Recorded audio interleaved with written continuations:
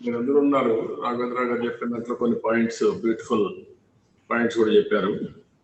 Yoga, lungs are very important, respiratory system is very important, apart from nutrition and also immunity building. That is a very good thing. ఇక్కడ compare to other countries మన దగ్గర casualties తక్కువ ఉన్నాయి. ఇండియాలో కూడా different states డిఫరెంట్గా react అవుతారు, respond అవుతున్నాయి. ఇది కూడా మనం దానికి 2-3 కారణాలు మేము కూడా స్టడీ చేస్తున్నాం.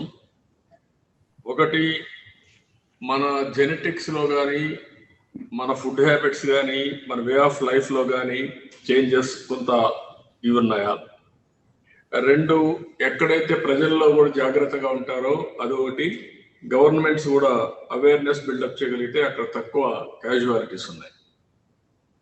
దీస్ ఆల్సో కొంచెం అనలిటికల్గా మీరు చేయగలిగితే సమాజానికి ఉపయోగపడుతుంది. I'm very happy. రాఘవేంద్ర గారు చెప్పిన దాని ప్రకారం వారు being a doctor, art of living practice చేస్తారు. That is ultimate. Even doctors కానీ ఎవరైనా సరే, real science is very important in day to day life. Thank you Raghavendra garu. Sir thank you sir. ఇప్పుడు మనం కోవిడ్ వారియర్స్ అని మనం ఎవరైతే డిజిగ్నేట్ చేస్తున్నాం, ఇందులో ఫ్రంట్ లైన్ లో క్రిటికల్ ఎనస్థెటిస్ట్ అంటే anaesthetist, they manage critical patients and they even manage operators. So ఈ టైంలో ఈ కోవిడ్ క్రైసిస్ లో one of the crucial back bone member of the team anaesthetist. So ఒక ఎనస్థెటిస్ట్ ఒక పర్స్పెక్టివ్ ఈ Covid crisis లో doctor Venu గారు, సీనియర్ ఎనస్థెటిస్ట్ ఫ్రమ్ రాజమండ్రి, ఆయన మాట్లాడతారు. Thank you, Ravram. Am I audible? Yes, sir. Please, sir. Respected Chandrababu Naidu garu, ex-Chief Minister of Andhra Pradesh, and dear friends and COVID warriors, very good evening. Okay, sir. Regarding the critical care management in COVID-19, fortunately, ICMR guidelines have come. We are following the ICMR guidelines for the last 4 months, and the advantage is they are reviewing almost every 10 days. There are 3 different groups: mild, moderate, severe. We are handling the cases, moderate to severe cases, in step 1 and as well as in a critical care unit. Regarding the critical care unit, we are using the things like oxygen, nasal oxygen and high flow. There is so much of scientific stuff is there, including CPAP and ventilators. The 2 things what I want to share with you is the COVID-19 is mostly due to the 3 things. One is cytokine storm. The second thing is pulmonary thromboembolism. And the third thing is others, including myocarditis. Of course, there are many of these. These are the leading problems. Patients coming to the ICU, most of these patients are either diabetes or very hard issues, or their mortality. Video of చేయండి. ఏదండి? Video of చేస్తే ఎక్కువ ఏర్పడుతుంది. మీది వేణుగోపాల్ గారు video of చేసి మాట్లాడితే clear గా వస్తుంది. ఓకే అండి, ఆడిబుల్ అండి? Thank you. సో ఈ కోమార్బిడ్ కండిషన్స్ అంటే diabetes, hypertension, heart problems, వేరే old age more than 60 years ఉన్న వాళ్ళ మార్టాలిటీ ఎక్కువగా ఉంటుందండి. So as a covid warriors critical కేర్లో మేనేజ్ చేస్తున్నాం. దీనికి సంబంధించిన లేటెస్ట్ డ్రగ్స్ కూడా, టాక్లీ అని, స్టెరాయిడ్స్, లో మాల్కార్డస్, many drugs are available in critical care. We're fortunate. Another thing is, I don't compare with other states, but మనకు ఆంధ్రప్రదేశ్లో mortality is reasonably very low. So మీ అందరు డాక్టర్స్ ఉన్నారు కాబట్టి మీ ద్వారా నేను చెప్పేది ఏంటంటే, those patients who are especially diabetes, please request the patients to control their diabetes status. అది మన కొలీగ్స్ చెప్పినట్టు యోగా కానీ, ఎక్సర్సైజ్ కానీ, ఇమ్యూనిటీ బూస్టర్స్ కానీ చేసుకుంటూ డయాబెటీస్ కంట్రోల్ చేసుకుంటే అవుట్కమ్ బాగుంటుందండి. సో నా వైపు నుంచి క్రిటికల్ కేర్ వైపు అయితే ఇది. ఇంకా I want to share few things. The number one is I request the authorities to maintain a help line for all the patients who enrolled for COVID-19 test. వాళ్ళు help line ఉంటే వాళ్ళ ఇంట్లో నుంచి మనం ఎలాగో వాళ్ళకి ఇన్సూరెన్స్ ఇవ్వటం, treatment ఎలా చేయటం, ఎప్పుడు హాస్పిటల్కి వెళ్ళడం అనేది మనం హెల్ప్ లైన్ ద్వారా చేస్తే ఎక్కడ వాళ్ళు ఇంట్లో ఉండి మనం చేసుకుని ఎప్పుడు కావాలంటే అప్పుడు హాస్పిటల్కి షిఫ్ట్ చేయడం ఒకటి. Number two, please ask the patients don't rush to the hospitals immediately. There is no need of it. Almost 70 to 90% they requires only bed rest, immunity boosters and adequate hydration and diseases like diabetes control పెట్టుకుంటే సరిపోతుంది. వాళ్ళకి respiratory distress కానీ డీసాచురేషన్ కానీ అయితేనే హాస్పిటల్కి వెళ్ళాలి అని. ఎందుకంటే hospital beds are very much limited. So request the patients to stay at the home and monitor from the helpline systems. The other thing is asymptomatic spread ఈ మధ్యన ఈస్ట్ గోదావరిలో చాలా ఎక్కువగా ఉంది. సో ఎక్కడ వాళ్ళని అక్కడ ఇంకా లాక్డౌన్ పెట్టి కంటిన్యూ చేస్తే బాగుంటుంది అనిపిస్తుంది. Ask the patients, don't be panicky. Not only patients, other normal public కూడా don't be panicky. It is viral fever. Please come to the hospital when there is a requirement and we'll list out the symptoms. We'll spread to the public. The other thing is the facility to the warriors. So doctors, paramedic staff వీళ్ళందరూ ఎవరున్నారో వాళ్ళందరికీ వాళ్ళు sick అయితే ఏంటి, వాళ్ళకి insurance, వాళ్ళకి medical facilities కూడా consider చేస్తే బాగుంటుంది అనిపిస్తుంది. Last but not least, Chandrababu Naidu గారిని రిక్వెస్ట్ చేస్తుంటే వ్యాక్సిన్ డెఫినెట్గా నెక్స్ట్ 2 to 3 months రావచ్చు. వ్యాక్సిన్ వచ్చిన తర్వాత సిస్టమేటిక్గా అందరికీ వ్యాక్సిన్ పడేటట్టు, అంటే రష్ అయిపోయి కాకుండా సిస్టమేటిక్గా ఒక వేలో వెళితే బాగుంటుంది అనిపిస్తుంది. And thank you very much for giving an opportunity. Thank you sir.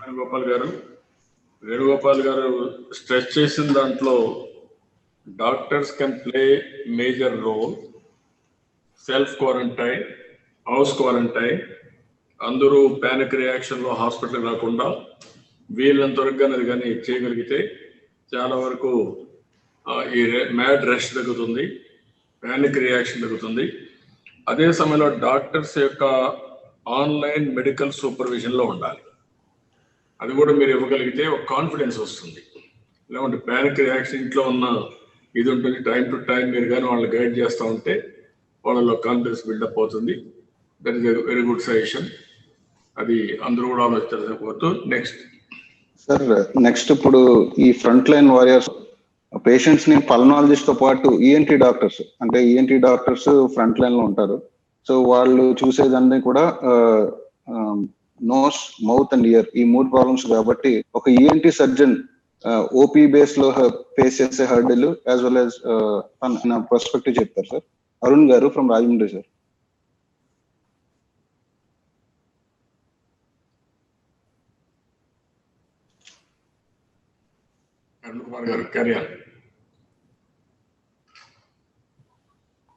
Sir Arun గారు కొంచెం బ్రీఫ్ గా సార్, మన ENT surgeon perspective sir.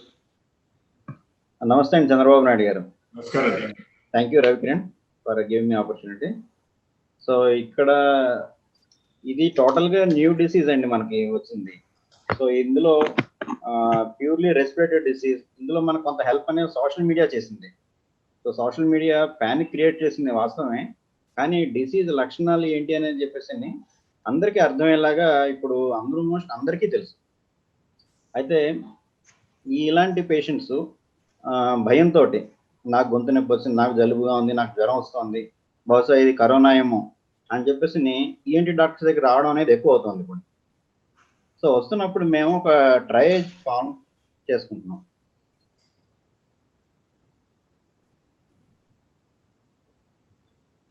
Hello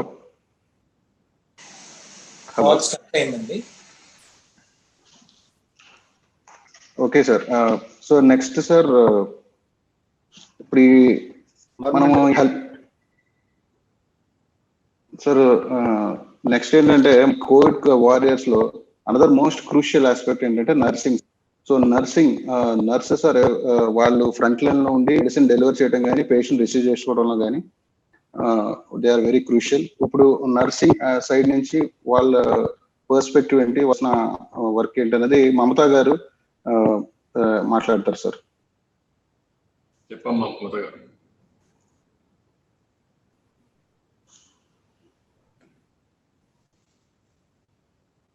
మాట్లాడమ్మా. ఒక్క నిమిషం. Good evening sir. Chandrababu Naidu గారికి, ఈ సెషన్ లో ఉన్న అందరు డాక్టర్స్ కి నా నమస్కారాలు. సో నర్సింగ్ ప్రొఫెషన్ అన్నది నోబుల్ ప్రొఫెషన్. సో ఎప్పుడైతే నర్స్ యూనిఫామ్ వేసుకుంటారో వాళ్ళు పేషెంట్ కేర్ కి పర్మనెంట్ గా ఆలోచిస్తారు, వాళ్ళు డ్యూటీ స్టార్ట్ చేసినప్పటి నుంచి ఎండ్ చేసేంత వరకు. సో ఈ కోవిడ్ కేసెస్ స్టార్ట్ అయినప్పుడు మనకు క్రిటికల్ కేర్ అన్నది స్టార్ట్ చేయలేదు. ఇది మైనర్ సిమ్టమ్స్ అండ్ సిమ్టమాటిక్ లాగా వచ్చారు patients. The nurses also confident to take care of the patients. వాళ్ళు చాలా చక్కగా మనం చేయగలుగుతాము, కోవిడ్ పేషెంట్స్ ని హ్యాండిల్ చేయగలుగుతాము అని అనుకున్నారు. Nowadays the cases are increasing. మనకి ఇన్ఫెక్షన్ రేట్ పెరిగిపోతుంది. సో అడ్మిషన్స్, హాస్పిటలైజేషన్స్ ఇంక్రీజ్ అయ్యాయి, హాస్పిటల్ బెడ్స్ అన్ని ఫిల్ అయిపోతున్నాయి. So there is a scarcity of nurses and the cases are going to the critical situation. Patients అందరు కూడా కళ్ళ ముందే sudden గా క్రిటికల్ అయిపోవడం జరుగుతుంది. వాళ్ళకి ఆక్సిజన్ లో ఉన్న పేషెంట్స్ కి వెంటిలేటర్ ఉంది. సో ఈ duty nurses so basic care కాకుండా క్రిటికల్ కేర్ కు కూడా అడాప్ట్ అవ్వాల్సిన సిచ్యుయేషన్స్ ఇప్పుడు స్టార్ట్ అయ్యాయి sir. So the nurses should be more confident. ఇప్పుడు ఈ ఇన్ఫెక్షన్స్ రావడంలో కోవిడ్ అన్నది respiratory infection. So the nurse starts her duty by touching the patient, talking with the patient, and total patient care nurses చేతిలోనే ఉంటుంది 24 hours in the hospitals. So GSL covid హాస్పిటల్లో నేను చూస్తున్నాను nurses ఎంతలా sacrifice చేస్తున్నారు. They are doing sincerely their job. And ఇక్కడ patient రావడంతో the duty starts with the nurse. The clinical assessment, patient ఎలా ఉన్నాడు, సో స్టేబుల్ గా ఉన్నాడా లేకపోతే సీరియస్ కండిషన్, మానిటర్ కనెక్ట్ చేయాలా లేకపోతే వైటల్ స్టేబుల్ ఉన్నాయా లేదా, how to assess the how to give psychological support to the family. So ఇవన్నీ కూడా nurses decisions. Purely the treatment is depends on doctor suggestion, but the care of patient, the total care, the comprehensive care of patient is in the hands of nurses. So ఈ problem Covid infection start అయినప్పుడు nurses కూడా చాలా strong గా like front line warriors మేము fight చేస్తాము అన్న stage తోటి ఇది స్టార్ట్ చేశాము. సో ఇప్పుడు క్రిటికల్ సిచ్యుయేషన్స్ ఎక్కువ అయ్యి complete patient care on ventilator చేయాల్సి వస్తుంది. So everything every step of the patient care nurses hands తోనే జరగాల్సి వస్తుంది. Even though wearing the PPE and maintaining the distance and everything, the autoclaving, sterilization, whatever the cleaning procedures and the room cleaning like fumigation and carbolization, whatever the cleaning procedures, this is the viral infection.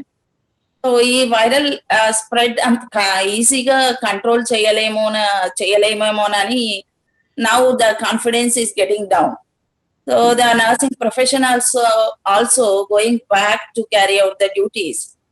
And they are most of the nursing professionals female group, so they will think about their family and they will think about the quarantine is mostly affecting the nursing professionals. So వాళ్ళు hospital duty 1 week అయిపోయిన తర్వాత 1 week quarantine లో ఉండడం, so ఫ్యామిలీకి దూరంగా ఉండడం, so ఇంకా care లో ఇన్వాల్వ్ అవడం వల్ల ఏమైనా డిసీజ్ అఫెక్ట్ అయిందా, సో టెస్ట్ కి వెళ్ళడం, which is creating nowadays a lot of stress, even though the critical care is the responsibility of nurses. So along with the healthcare team members, doctors or the other team members, the nurse has to coordinate and she is the vital position. So ఆమె ward లో patient ని చూడకపోతే ఇక వేరే ఎవరు ఉండరు. So 24 hours తను take care చేయాల్సి వస్తుంది. But only worry of spreading is easy, and psychologically they are going to distress day to day. How to control this? So actually every nurse is promised by entering into the profession మేము ఏదో చెయ్యాలి patients కి, definite గా వాళ్ళు బాగా discharge అయ్యి వెళ్ళాలి. So ఇలాంటి కాన్సెప్ట్ తోనే ప్రొఫెషన్ కి వస్తారు. But this situation is entirely different. So minor or major or acute or severe, so the status identify చేసుకునే పరిస్థితి కాదు.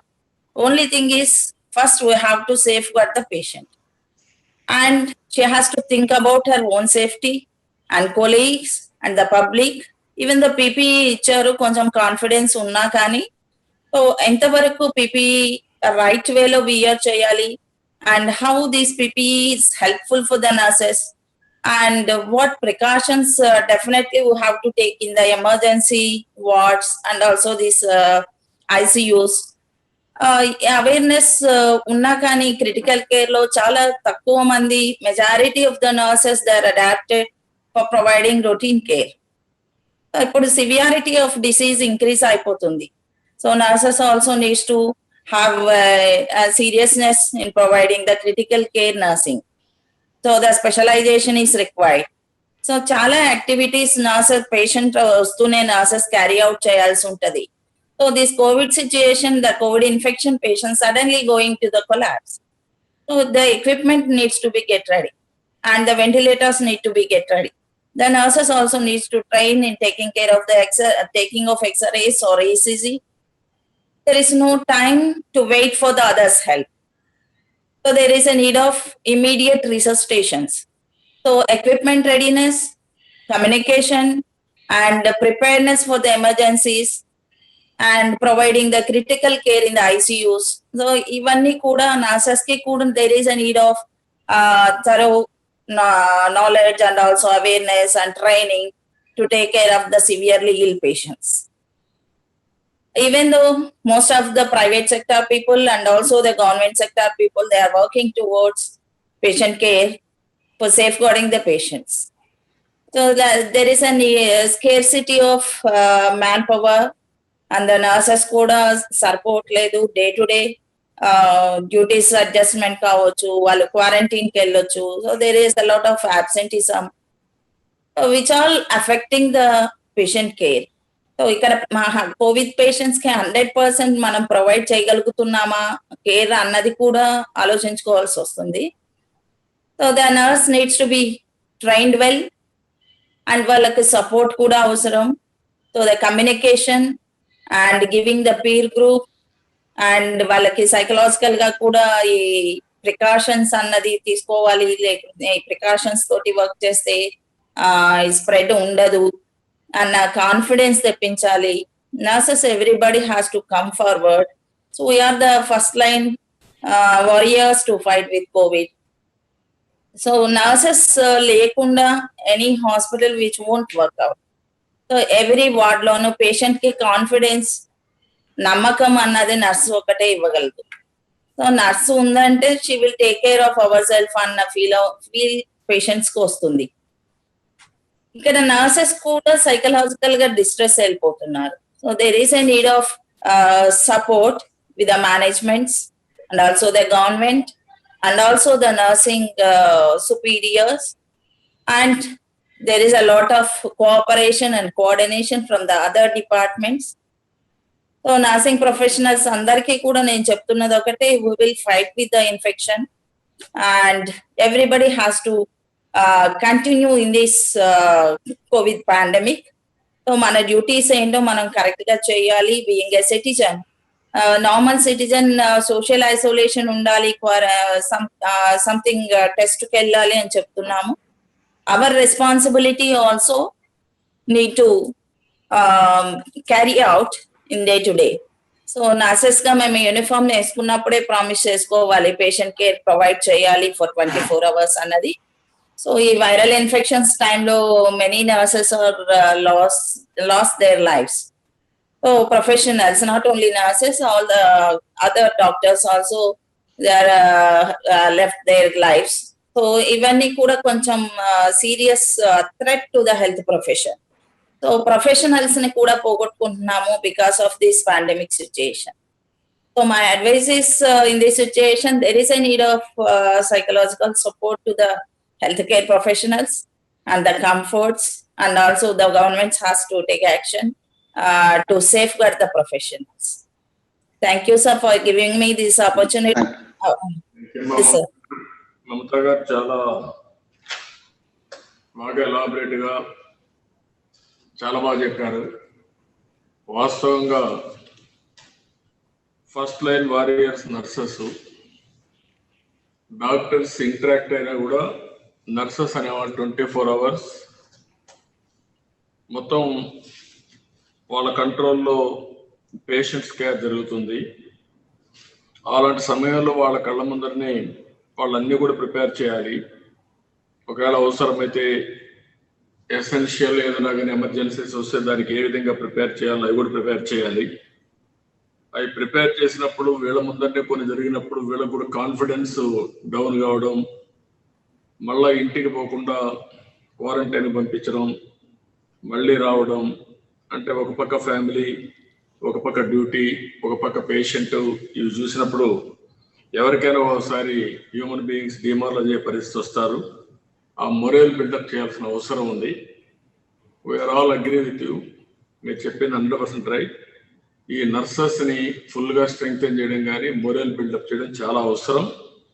దీన్ని మనందరం కూడా అర్థం చేసుకోవాల్సిన అవసరం ఉంది తెలియజేస్తూ, అయితే ఇక్కడ యాజ్ ఎ టీమ్ అటు డాక్టర్స్, ఇటు నర్సెస్, సొసైటీలో ఉండే ఇంటలెక్చువల్స్, పాలిటీషియన్స్ అందరం కూడా కలిసి China experiment to certain extent has been successful. Conditions are different. చైనాలో రాజకీయం డిఫరెంట్. వన్స్ ఒకటి అనుకుంటే everybody should fall in line.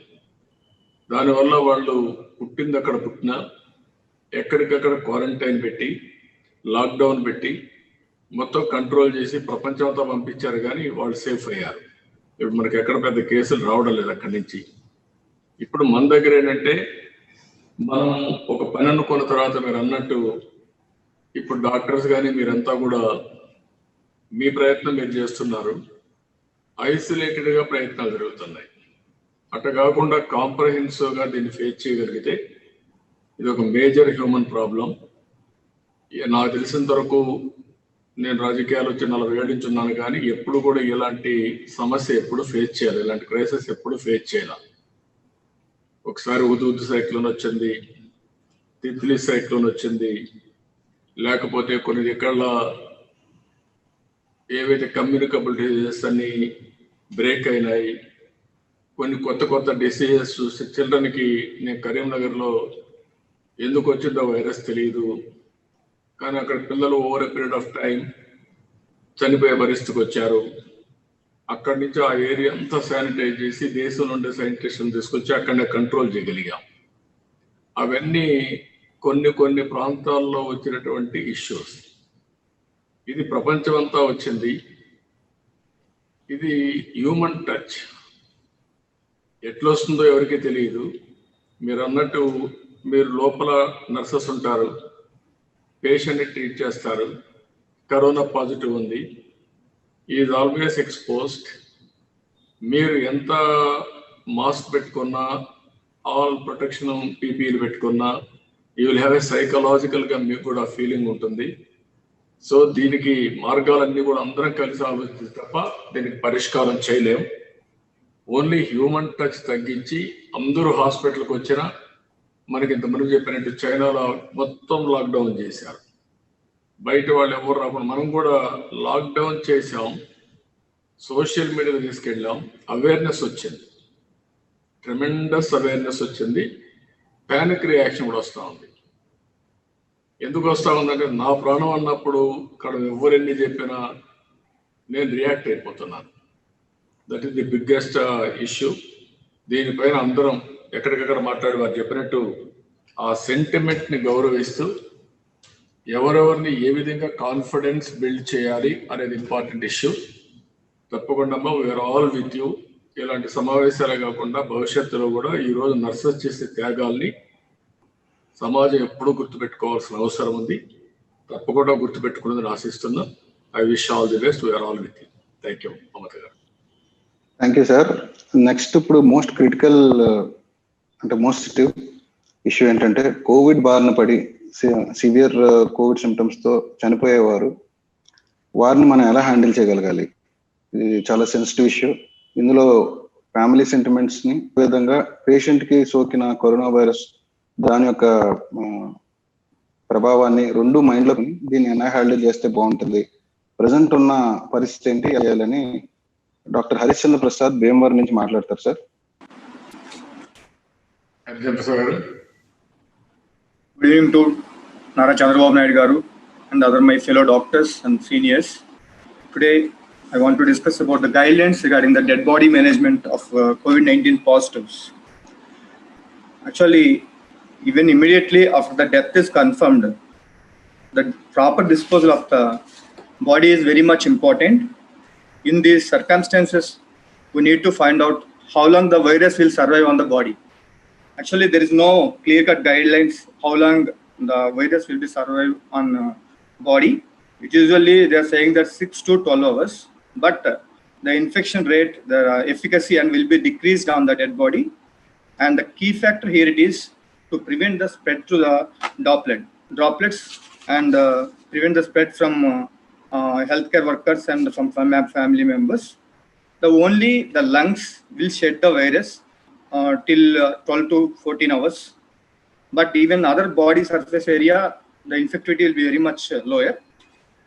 But here very important things are standard precautions should be taken and followed by the every healthcare workers, like hand hygiene, wearing a proper PPE, and safe disposal of the shots.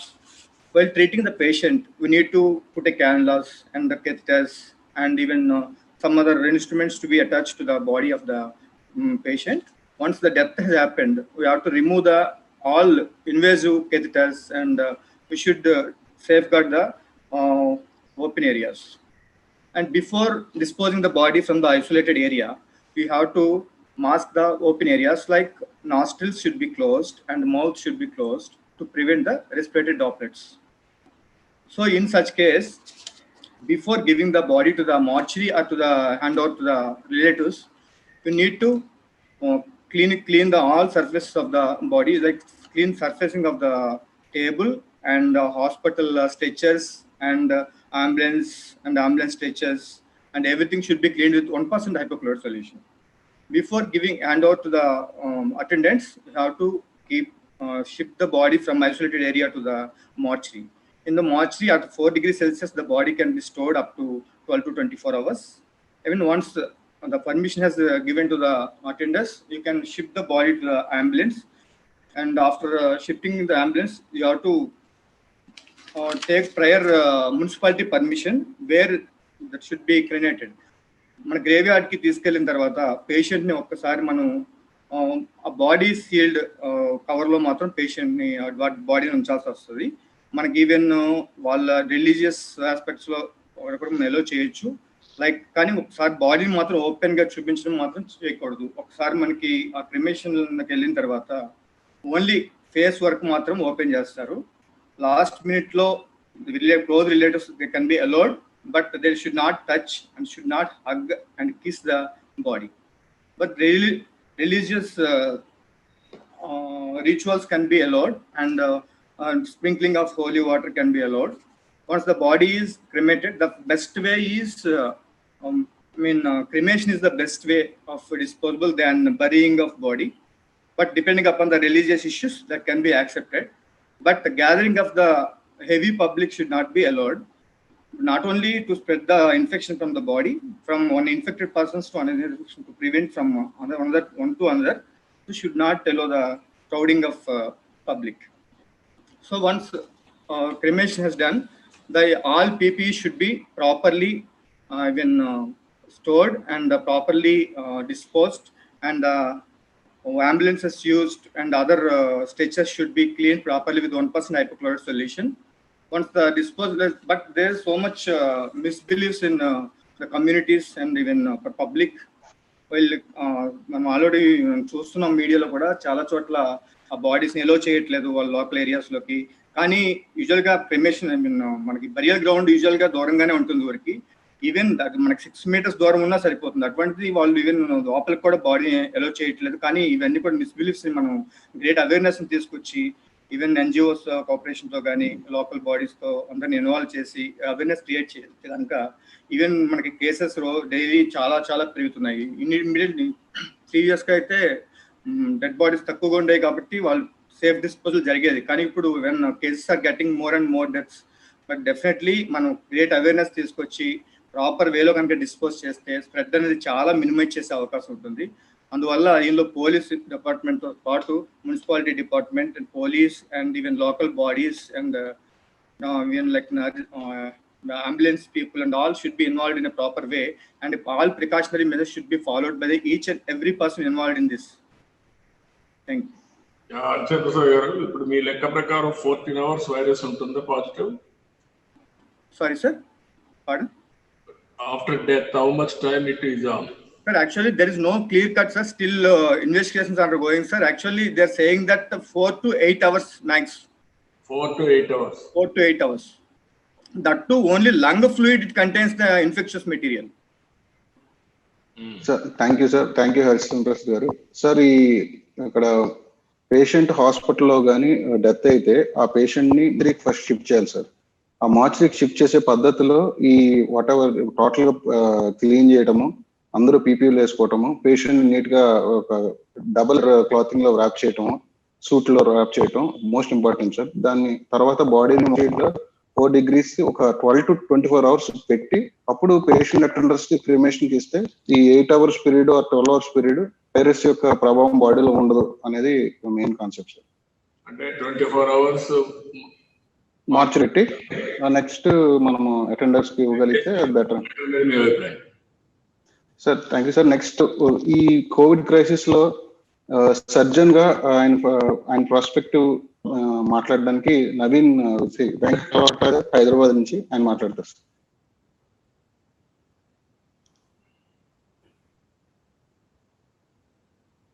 Venkat గారు మాట్లాడండి.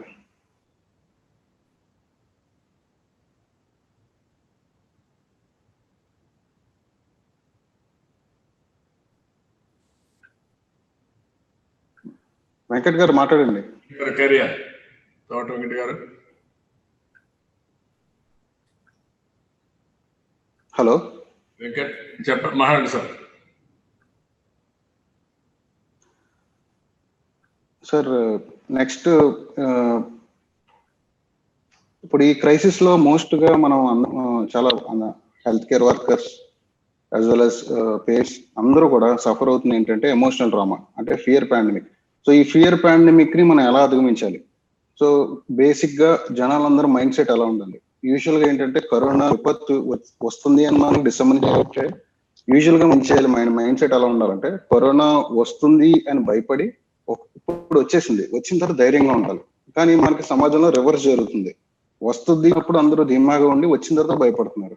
So ఈ విషయాల మీద మనకి అవగాహన కల్పించడానికి doctor Sudhakar Reddy గారు మాట్లాడతారు సార్. సుధాకర్ రెడ్డి గారు.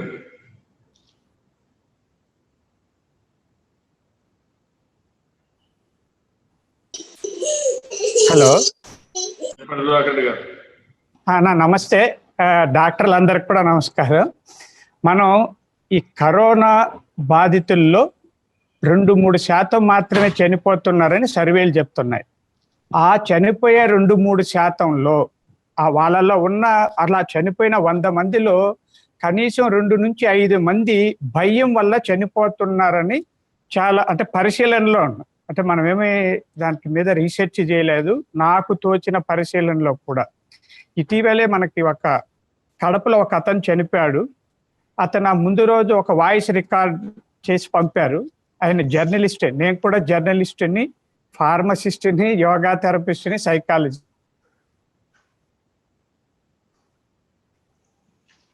చెప్పండి సుధాకర్ గారు. కట్ అయింది. సుధాకర్ రెడ్డి గారు స్ట్రక్ అయిందండి. సుధాకర్ రెడ్డి గారు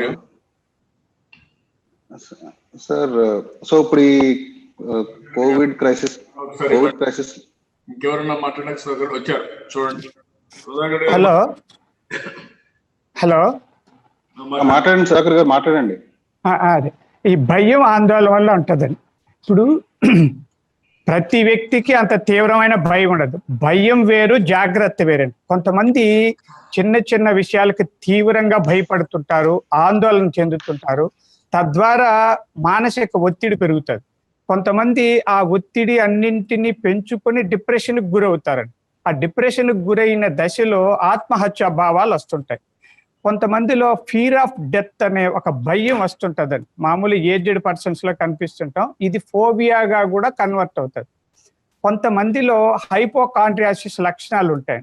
అంటే ఏదున్నా ఆ జబ్బు నాకు ఉందని, ఎవరైనా పక్కనోడి దగ్గుతుంటే నాకు దగ్గు వస్తుందేమో, పక్కనోడికి తలనొప్పి అయితే నాకు తలనొప్పి ఉందో, వాళ్ళకి షుగర్ ఉంటే నాకు వస్తుందేమో అని ఇలా ఉంటుంది. ఇంకొంతమంది ఓసిడి పేషెంట్స్ ఉంటారండి.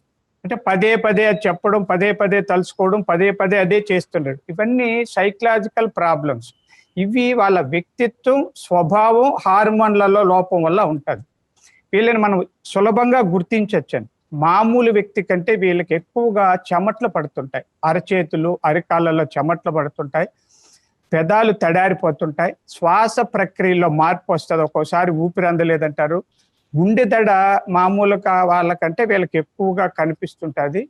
కడుపులో గడబిడి ఉంటుంది. కొంతమంది కడుపు నొప్పి కూడా ఉంటుంది. కొంతమంది మనం IBS అంటాం, ఇరిటబుల్ బౌల్ సిండ్రోమ్ అని. అంటే అవి తింటానే మోషన్స్ వెళ్ళడం, 2-3 సార్లు మోషన్స్కి వెళ్ళడం అలా జరుగుతుంటుంది. ఫ్రీక్వెంట్ యూరినేషన్ కూడా ఉంటుంది. అంటే సహజంగా జబ్బులు ఉన్నప్పుడు ఉన్న లక్షణాల కంటే ఇవి ప్రత్యేకంగా కనిపించినప్పుడు వాళ్ళు ఫియర్, యాంగ్జైటీ, ఫోబియా, డిప్రెషన్ ఏదో ఒక లక్షణంలో ఉన్నారని తెలుసుకోవాలండి. దీనికి ప్రధానంగా కౌన్సిలింగ్ టెక్నిక్స్ బాగా పనిచేస్తాయండి. నేను చాలా మందికి చేశాను కూడా. ముందు అందరూ చెప్పినట్టే ఆత్మవిశ్వాసాన్ని పెంచాలి. ఆత్మవిశ్వాసాన్ని పెంచాలి అంటే అవగాహన కల్పించాలి. ఇందాక ఒక డాక్టర్ గారు చెప్పారు, చనిపోయిన వాళ్ళే కాదు బతికిన వాళ్ళ గురించి ఆ కథలు చెప్తే, ఒక 100 ఏళ్ల వయసులో ఉన్నతను కూడా హాయిగా బ్రతికొచ్చాడు, లేదా చిన్న పిల్లలు బతికారు. బ్రతికిన వాళ్ళు 97-98% ఉన్నారు, చనిపోయేది 2-3. అంటే వీళ్ళల్లో ఆ ఆత్మవిశ్వాసాన్ని పెంచడం కోసం ఆ అవగాహన పనికొస్తుంది. అలాగే ధ్యాన ప్రక్రియలు ఇందాక సార్ ఒకరు చెప్పారు, అద్భుతంగా పనిచేస్తాయండి. ధ్యానం, హిప్నాటిజం. చాలా మందికి ఏమనుకోండి, హిప్నాటిజం అంటే ఏదో మాయల మంత్రాలు కదండి. ధ్యానం అంటే థాట్లెస్ స్టేట్ ఆఫ్ మైండెడ్, అంటే ఆలోచన లేకుండా ఉండవు, కానీ భావాతీతమైన స్థితిలో ఉండగలిగితే హార్మోన్లు బ్యాలెన్స్ అవుతాయి. అలాగే హిప్నాటిజం అంటే ఆల్టర్డ్ స్టేట్ ఆఫ్ మైండ్, అంటే ఈ భయాన్ని కాకుండా మరొక సానుకూలమైన అంశాలని తలుచుకునేలా వాళ్ళని చేస్తుంటాం. అలా చేస్తుంటే డైవర్ట్ అయ్యారంటే తగ్గిపోతుంటుంది. అలాగే పాజిటివ్ యాటిట్యూడ్ బిల్డప్ చేయాలి. ప్రధానంగా కాగ్నిటివ్ బిహేవియర్ థెరపీ అంటామండి. అంటే దీన్ని తెలుగులో చెప్పాలంటే అభిజ్ఞా ప్రవర్తన చికిత్స అంట. అంటే వాళ్ళల్లో జ్ఞానాన్ని, వివేకాన్ని ఇవన్నీ పెంచగలిగితే వాళ్ళకి కొంత కాన్ఫిడెన్స్ లెవెల్స్ పెరుగుతాయి. ఓహో ఇంతేనా, ఇదేమీ కాదని. ఇవన్నీ చేసినా కొంతమందిలో తగ్గదండి. అలా తీవ్రంగా స్పందించే వాళ్ళు మాటలతోనో హిప్నాటిజంతోనో తగ్గని వాళ్ళకి తప్పనిసరిగా సైకియాట్రిస్ట్ దగ్గర మెడికేషన్ అండి, అంటే యాంటీ యాంగ్జైటీ, యాంటీ డిప్రెసెంట్స్, ఆ టాబ్లెట్స్ అది సైకియాట్రిస్టులు ఇవ్వాలి. మనం అందరం కూడా ఇప్పుడు సైకాలజిస్టులని, సైకియాట్రిస్టులని పట్టించుకోవడం లేదు. ఏమనుకోకండి, ఏదో పిచ్చి వెర్రి ఉంటేనే కదా ఈ డాక్టర్లు కావాలి, సైకాలజిస్ట్ ఏం పని అండి. నేను చాలా మందికి తగ్గించానండి, కౌన్సిలింగ్ కూడా చేస్తున్నాను. అలాగే ఇందాక సార్ ఒకరు చెప్పారు ఆయుర్వేద, హోమియోలను. హోమియోలో ఈ భయాన్ని తగ్గించడానికి చాలా మందులు ఉన్నాయండి. అంటే నేనే హోమియో డాక్టర్ని కాదు, నేను అల్లోపతి ఫార్మసిస్ట్నే. వాళ్ళు తత్వం మీద, స్వభావాన్ని బట్టి మందులు ఇస్తుంటారు. అవి వాడితే కూడా బాగానే ఉంటుంది. తర్వాత ప్రాణాయామాలు అద్భుతంగా పనిచేస్తుంది. అంటే మన రోగ నిరోధక వ్యవస్థను పెంచడం కోసం మెటబాలిజం జరగాలి. ఆ మెటబాలిజంలో ఆక్సిజన్ పాత్ర ప్రధానమైంది, ఇది అందరూ ఒప్పుకుంటాం. ఆక్సిజన్ యుటిలిటీని పెంచడం కోసం ఈ దీర్ఘమైన శ్వాసలు, అంటే రకరకాల ప్రాణాయామ పద్ధతులు ఉన్నాయి. అనులోమ విలోమ పద్ధతి అని, భస్రిక, లేకపోతే కపాలభాతి, భ్రమరి, ఇట్లా రకరకాల ప్రాణాయామాలు ఉన్నాయి. వాటిని కూడా చేయొచ్చండి. మంచి ఆహారం తీసుకుంటూ రోగ నిరోధక శక్తిని పెంచుకుంటూ ఈ మెటబాలిజాన్ని, అంటే జీవరసాయన చర్యలను కానీ బాగా బలోపేతం చేసుకోగలిగితే మనిషిలో కాన్ఫిడెన్స్ లెవెల్ కూడా పెరుగుతుంది. అలాగే కొన్ని టెక్నిక్స్ ఉన్నాయి. ఎవరైనా తీవ్రంగా భయపడుతుంటే తల పైకెత్తి చూస్తూ దీర్ఘ శ్వాసలు తీసుకుంటూ ఉంటే తగ్గుతుందండి. దీన్నే మధ్య స్కై వాకింగ్ అని కూడా అంటుంటాం. పైకి చూస్తూ నడుస్తూ ఉంటే ఒకటి డైవర్ట్ అవుతాం, 2 మనకి బ్రెయిన్లో ఉన్న ఫ్రంటల్ లోబ్లో అంటే ఎమోషన్స్ ని నియంత్రించే ఫ్రంటల్ లోబ్లో కొద్ది మార్పులు వస్తాయి. అలాగే సరదాగా ఎవరైనా ధైర్యం చెప్తూ ఉంటే వాళ్ళల్లో సానుకూలమైన హార్మోన్లు ప్రొడ్యూస్ అవుతాయి. మనం అందరూ డాక్టర్లకు తెలుసండి, స్ట్రెస్ పెరిగి. సార్ సుధాకర్ గారు సార్ చాలా బాగా చెప్పారు. ఇప్పుడు మీ డిస్కషన్ లో మనకి మన own doctor sir, super specialist nephrologist sir, ఆయన నెల్లూరు ఆయన డాక్టర్ గారికి కరోనా వైరస్ సంక్రమించింది, అదేవిధంగా ఫ్యామిలీ మెంబర్స్ కూడా వచ్చింది.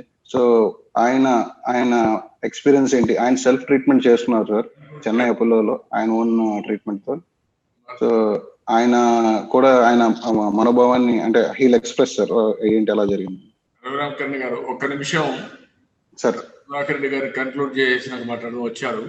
ఓన్లీ కన్క్లూడ్ చేసిన తర్వాత నెక్స్ట్ వారు తీసుకోండి సార్. సార్ కాబట్టి మనం కౌన్సిలింగ్ ని కూడా బాగా వాడుకోగలిగితే చాలా మందిని మనం బతికించవచ్చు. కాబట్టి సైకాలజిస్టులని, సైకియాట్రిస్టుల సేవలను కూడా వాడుకుంటే మంచిదని నా అభిప్రాయం అండి. Right, thank you sir. Next Chakravarthy garu sir, ఈయన covid warrior plus survivor sir, ఆయన పర్స్పెక్టివ్ ఉన్నాం సార్. నచ్చింది ఏంటంటే మీరు గుర్తుపెట్టుకోవాలి, confidence is very important. Self confidence ఉంటే ఎలాంటి ప్రాబ్లం అయినా మనం ఫేస్ చేయగలుగుతాం. ఫియర్ సైకో పోవాలంటే మనలో మనం కాన్ఫిడెన్స్ క్రియేట్ చేసుకోవాల్సిన అవసరం ఉంది. ఒకసారి అది ఆలోచిస్తూ ఉంటే ఆ ఆలోచన మనం చంపేస్తుంది. అలాంటప్పుడు సుధాకర్ రెడ్డి గారు చెప్పిన అందరూ ప్రాక్టీస్ చేయగలిగితే, వాస్తవాన్ని దగ్గరగా పెట్టుకొని ఇది నథింగ్ టు వరీ, ఇది ఏం కాదు అనే విధంగా ఆలోచించుకొని దాన్ని స్ట్రెస్ గా తగ్గించుకోగలిగితే చాలా సమస్యలకు పరిష్కారం వస్తుంది. అది కూడా మనస్ఫూర్తిగా అభినందిస్తున్నా. ఇది రైట్. అది కూడా డాక్టర్స్ చేసే పని చేస్తూనే దీన్ని కూడా మనం ప్రమోట్ చేయాల్సిన అవసరం ఉంది. ఫియర్ అనేది పోవాలి, స్ట్రెస్ అనేది తగ్గాలి. Next just 4 more speakers sir. Next doctor Chakravarthy garu sir, ఆయన covid warrior plus survivor sir. ఆయన ఎక్స్పీరియన్స్ ఆయన చెప్తారు. How he selected and how he motivated the family అని. నమస్తే సార్, నేను డాక్టర్ చక్రవర్తి అని, nephrologist at Apollo hospital Nellore. Actual గా నాకు last month June 29th I had fever. Subsequent గా first covid test was negative. But since epidemic పోతుంది కాబట్టి 48 hours తర్వాత ఫీవర్ తగ్గపోయేసరికి I myself asked for a test again. Second time వచ్చి it was positive. ఆ టైంలో క్వైట్ సిమ్టమాటిక్, బాగా high fever, కొంచెం కాఫ్, బ్రీతింగ్ డిఫికల్ట్ అట్లా ఉన్నప్పుడు ఇమీడియట్ గా, because I work for Apollo Chennai Vanagaram exclusive covid hospital చేశారు కాబట్టి I moved there and immediately got the treatment and luckily I survived and in fact I back at home and back to work and completely back to normal. So ikkada almost నాకు 1 month I had to go through this and whatever I could gain the experience. In fact, I wrote 3 papers about it, about general public awareness ఒకటి, తర్వాత doctors కి treatment guide lines గురించి, overall Covid ఎట్లా ఉంటది అనే దాని గురించి రాశాను. వీటిలో ఆల్రెడీ డాక్టర్ చాలా మంది ఇప్పుడు చెప్పారు ట్రీట్మెంట్స్ గురించి. సో నేను స్పెసిఫిక్ గా చెప్పేది లేదు. కాబట్టి ఇంపార్టెంట్ పాయింట్స్ నేను చెప్పాలనుకుంది ఏంటంటే, మనకి తెలిసిందే యాక్చువల్ గా ఇక్కడ చూసామంటే ఈ వైరస్ ఎందువల్ల ఎక్కువ యాక్చువల్ గా మనం ఇంత భయపడుతున్నాం, ఇంత లాస్ వస్తున్నది అంటే ఎక్కడ మనం చూద్దాం. ఉదాహరణకి ఇప్పుడు ఈ వైరస్ అనేది నిజంగా అంత బ్యాడ్ అంటే 180 మంది యాక్చువల్ గా they are not dying, they are completely normal. But actual virus కంటే కూడా most of the damage is happening how we are reacting to the virus. దురదృష్టం కొంతమంది 180 మంది బాగానే ఉన్నారు, కానీ 20 మంది ఏం చేస్తున్నారంటే వైరస్ కి ఓవర్ రియాక్ట్ అవుతున్నారు. ఆ ఓవర్ రియాక్ట్ అయ్యే క్రమంలో they are actually damaging the own body. అందుకనే ఇప్పుడు ఈ కొత్తగా ఈ steroids anticoagulation has become the most important part of the treatment. ఇది తెలియడానికి దాదాపు మనకు 3-4 నెలల క్రితం వీటి గురించి తెలియలేదు. సో లాట్ ఆఫ్ రీసెర్చ్, అందుకనే చాలా మంది చనిపోయిన తర్వాత ఎక్స్టెన్సివ్ రీసెర్చ్ చేసి వాళ్ళు అటాప్సీస్ చేసిన తర్వాత they found out the pathology. దాన్ని బట్టి ఇప్పుడు ఈ బేసిస్ ట్రీట్మెంట్ వచ్చింది. కాబట్టి వాస్తవం ఇప్పుడున్న పరిస్థితుల ప్రకారం కరోనా వైరస్ వల్ల చనిపోకూడదు అనేది నా strong belief. Provided you pick them up very early. ఆ ఫస్ట్ స్టేజ్ లోనే మొదటి 5 రోజుల్లోనే వీళ్ళు ముందుకు ప్రోగ్రెస్ అయ్యేవాళ్ళ, లేకపోతే వీళ్ళు ఖచ్చితంగా ప్రోగ్రెస్ కారు 180 మంది ప్రోగ్రెస్ కాని మనం ఐడెంటిఫై చేయగలగాలి. దానికి నా పర్సనల్ ఒపీనియన్ ఏంటంటే, ఎవరైనా సరే 48 గంటల కంటే కూడా 101 గంటలకు ఎక్కువ జ్వరం ఉన్నా, లేకపోతే రెండోది మనం డబ్ల్యూబీసీ కౌంట్ చేసినప్పుడు లింఫోసైట్ కౌంట్ తగ్గుతుంటే వీళ్ళిద్దరూ కూడా ప్రోగ్రెస్ అయ్యే అవకాశాలు ఎక్కువ. అలాంటి సందర్భంలో మనం బెటర్ ఏంటంటే స్టీరాయిడ్స్ యాంటీకోయాగులేషన్ అర్లీగా స్టార్ట్ చేయడం అనేది బెటర్. వాళ్ళు ముఖ్యంగా ఏంటంటే 8th to 12th day of the second phase అంటే 5 to 14 days అనేది క్రిటికల్ పీరియడ్. ఈ 5 to 14 days లో జనాలు ఎవరైతే 20% ఉన్నారో వాళ్ళు ప్రోగ్రెస్ అవుతారు. ముఖ్యంగా 8 నుంచి 12వ రోజు మధ్య మరణాలు అనేవి ఎక్కువ జరుగుతాయి. మనం కానీ 5వ రోజు లోపల ఐడెంటిఫై చేసి అర్లీగా స్టీరాయిడ్స్ యాంటీకోయాగులేషన్ స్టార్ట్ చేస్తే వీళ్ళు ప్రోగ్రెస్ అయ్యే అవకాశాలు చాలా తక్కువ ఉంటాయి. ఆ ఫస్ట్ టైం ఎవరైతే ఆ బస్సు మిస్ అవుతారో మొదటి 5 రోజులు వాళ్ళని కొంచెం సెకండ్ ఫేజ్ లో అర్లీగా కానీ కనుక్కొని మనం ట్రీట్మెంట్ కానీ అగ్రెసివ్ గా చేస్తే ఇప్పుడున్న కొత్త ట్రీట్మెంట్స్ లో బయటపడే అవకాశాలు చాలా ఎక్కువ ఉన్నాయి. సో ఇది that is something which I was trying to insist. And in fact దీని మీద పేపర్స్ కూడా రాశాను, డాక్టర్స్ మధ్య సర్క్యులేట్ చేశాను. చాలా మంది డాక్టర్స్ యాక్చువల్ గా దానికి పాజిటివ్ గా రెస్పాన్స్ ఇస్తున్నారు. And in fact my goal is to train every doctor, not only specialist అయినా కానీ ఈవెన్ ఒక ఎంబీబీఎస్ డాక్టర్ అయినా చిన్న ఊర్లలో ఉండే వాళ్ళు కూడా ఆ ట్రీట్మెంట్ చూసి, ఎందుకంటే ఇప్పుడున్న పరిస్థితుల్లో ఇంత జనాభాలో ప్రతి ఒక్కళ్ళు హాస్పిటల్లో పోయి ప్రతి ఒక్కళ్ళు ట్రీట్మెంట్స్ గవర్నమెంట్ హాస్పిటల్లో, కోవిడ్ హాస్పిటల్స్, కార్పొరేట్ హాస్పిటల్ పోయే పరిస్థితి లేదు. ఒక విలేజ్ లో ఉండే ఒక ఎంబీబీఎస్ డాక్టర్ అయినా కూడా అట్ పాయింట్ ఎర్లీగా స్టార్ట్ చేయడం ట్రీట్మెంట్ అనే పాయింట్ మీరు కనుక పెట్టుకుంటే చాలా వరకు మరణాలు అనేది మనం తగ్గించవచ్చు. So that is one point I want to tell. Second thing, మనకి ఈ క్వారంటైన్, ఈ హోమ్ క్వారంటైన్ అనే దాన్ని క్వాలిటీ అనేది ఖచ్చితంగా పెంచుకోవచ్చు. యాక్చువల్గా మనకుండే రిసోర్సెస్ తో, గవర్నమెంట్ తో కానీ ప్రైవేట్ తో కానీ. ఏ విధంగా అంటే జస్ట్ టేక్ ద నర్సెస్, ఒక నర్సుకి 20 మంది పేషెంట్ అలాట్ చేయడం. Just make sure they are in contact with phone morning evening. So ప్రతి పేషెంట్ మొదటి హాస్పిటల్ రాగానే వాళ్ళకి ఒక బుక్ లాగా ఇచ్చేసి ఏమేమి మానిటర్ చేయాలి ఇచ్చి, ప్రతి పేషెంట్ కూడా ఒక పల్స్ ఆక్సిమీటర్ కొనిచ్చడం అనేది, ఒక ఫ్యామిలీకి ఒక పల్స్ ఆక్సిమీటర్ అనేది మనం ఖచ్చితంగా సప్లై చేయగలగాలి. త్రూ గవర్నమెంట్ కానీ వాళ్ళు ఓన్ గా కనుక సప్లై చేయగలిగితే వాళ్ళ ఇంట్లో మానిటర్ చేసుకుంటారు. సో మార్నింగ్ ఈవినింగ్ ఫోన్ చేస్తారు. ఆటోమేటిక్ ఎక్కడైనా డౌట్ఫుల్ ఇది ఉందంటే it can be regular phone call or it can be video call, WhatsApp call కానీ లేకపోతే టెలి మెడిసిన్ లాగా కాల్ లాగా చేసి పేషెంట్ పరిస్థితి చూసి, ఎవరైతే మనకి, ఎందుకంటే అట్లీస్ట్ ఒక పేషెంట్ డిటైర్ అవుతున్నా అంటే మనకి 48 to 72 hours ముందే సంకేతాలు వస్తాయి. వాడికి హై ఫీవర్స్ రావడం కానీ లేకపోతే ఆక్సిజన్ లెవెల్స్ తగ్గడం కానీ ముందే తెలుస్తుంది. అలాంటి వాళ్ళు మాత్రం వెంటనే హాస్పిటల్ కానీ చేస్తే మనం right balance of home quarantine and hospital అనేది చేయగలవచ్చు. అదే విధంగా హాస్పిటల్లో కూడా అందరు కొంతమంది వచ్చి 15 రోజులు 20 రోజులు బ్లాక్ చేస్తున్నారు. అవసరం లేదు. ఎందుకంటే నేను చెప్పినట్టు 5 నుంచి 14 రోజులు అనేది మనకి క్రిటికల్ పార్ట్. ఆ 10 days 5 days 10 days హాస్పిటల్ పెట్టి ఎవరైతే రికవర్ అవుతున్నారు వాళ్ళ ఇంటికి పంపించేసి you can continue the home quarantine. వాళ్ళ చేత మళ్ళీ నర్సుల చేత పంపించి వాళ్ళు రికవర్ అవుతున్నారా లేదో చూసుకోవచ్చు. That is one suggestion I would like to make. And important ఏంటంటే కొంతమంది రికవర్ అయిపోయిన తర్వాత కూడా మనకి ఏం చూస్తున్నాం అంటే ఈ మధ్య చాలా స్టడీస్ చూస్తున్నాం. ముఖ్యంగా మార్చి ఏప్రిల్లో ఎప్పుడైతే ఈ స్టీరాయిడ్స్ హెపరిన్ అనేది రానప్పుడు యూకే అలాంటి ప్లేసుల్లో వాళ్ళకి ట్రీట్మెంట్ జరిగినా కూడా they are getting permanent damage. ఎందుకంటే ఆబ్వియస్లీ మనం నేను చెప్పినట్టు ఎందుకు ఎక్కువ డ్యామేజ్ జరుగుతుంది, because of inflammation, body reaction వల్ల. దాన్ని కానీ మనం తొలి దశలో మనం కానీ రిమూవ్ చేయగలిగిన వాళ్ళకి లాంగ్ టర్మ్ కాంప్లికేషన్స్ రావట్లేదు. లేదంటే వీళ్ళందరూ మొదటి దశలో రాని వాళ్ళందరూ లేట్ అయిపోతే ఏంటంటే they are getting permanent damage. అందుకనే వాళ్ళు పేరుకు బతికున్నారు, రికవర్ అవుతున్నారు, కానీ లాంగ్ రన్ లో మాత్రం దే ఆర్ గెటింగ్ వీక్నెస్ కానీ ఆయాసాలు కానీ ఇవన్నీ పర్మనెంట్ డ్యామేజ్ అని జరుగుతున్నాయి. So that is why again మళ్ళీ చెప్తున్నాను, try start early, hit it hard, hit it early. అది చేస్తే డెఫినెట్ గా most of the people will have complete recovery. And మూడో పాయింట్, ఇంకొకటి పాయింట్ నేను చెప్పాలనుకుంది ఏంటంటే ప్రస్తుతం చేస్తున్న ఈ లాక్డౌన్ పద్ధతి. యాక్చువల్లీ ఈ లాక్డౌన్ పద్ధతి నేను ఈ రోజు నెల్లూరు వచ్చాను. నెల్లూరులో నేను చూసినప్పుడు morning they are allowing 7 to 1 o'clock మధ్య లాక్డౌన్ తీసేస్తాం, యూ కెన్ డూ, అండ్ 1 తర్వాత లాక్డౌన్ ఉండేది. ఇది కంప్లీట్లీ రాంగ్ పద్ధతి. ఎందుకంటే నువ్వు 7 నుంచి 11 వరకు వాళ్ళు బయట తిరుగుతున్నారు, జనం ఇష్టం వచ్చినట్టు రోడ్లలో తిరుగుతున్నారు. అక్కడ ఎవడో ఒకటి పికప్ చేసుకుంటాడు, వాడు వచ్చి 1 గంట నుంచి మళ్ళీ 17 గంటలు ఇంట్లో వాళ్ళందరికీ కట్టిస్తాడు. సో ఇది actually completely wrong way of doing a lockdown. If you want to do lockdown, do it a complete lockdown. But otherwise లేదా వదిలేసేయండి. Otherwise you're exposing all the families. ఎందుకంటే వీడు మధ్యాహ్నం ఇంటి నుంచి వచ్చిన పక్క రోజు మార్నింగ్ వరకు ఇంట్లోనే ఉంటున్నాడు and is getting exposed to more number of people. So this is something government should seriously think about whether it's the right strategy or not. I think I would conclude here sir. Thank you. Thank you Chakravarthy garu. Chakravarthy గారు చెప్పింది మనం practical గా ముందు చెప్పినట్టు చెప్పారు, చాలా సంతోషం. ఆయన పాజిటివ్ వచ్చిన వ్యక్తి అపోలో హాస్పిటల్లో, దట్ ఈస్ పర్సనల్ ఎక్స్పీరియన్స్. మనం అందరం మనం స్టడీ చేస్తున్నాం, పేపర్లో కానీ డాక్టర్స్ కానీ మీరు స్టడీ చేస్తున్నారు, మనం అనలైజ్ చేస్తున్నాం. కానీ వారు యాక్చువల్గా వచ్చిన తర్వాత అతను అక్కడి నుంచి అనలైజ్ చేసి that is the message is giving. It is more credential. I really appreciate him. అవన్నీ కూడా మనం ఫాలో కలిగితే చాలా బాగుంటుంది. Thank you Chakravarthy garu. I wish all the best. బోల్డ్గా ఫేస్ చేసి you are giving a message to the people. అభినందనలు. Thank you. Thank you sir. Next senior doctor రకర్జీ గారు సార్, హైదరాబాద్ నుంచి. ఆయన కోవిడ్ మీద ప్రాస్పెక్ట్ ఇస్తారు sir. Is a cardiologist sir.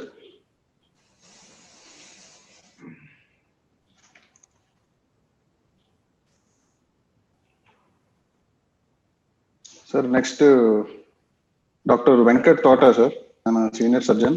ఆయన మాట్లాడతారు సార్. వెంకట్ గారు.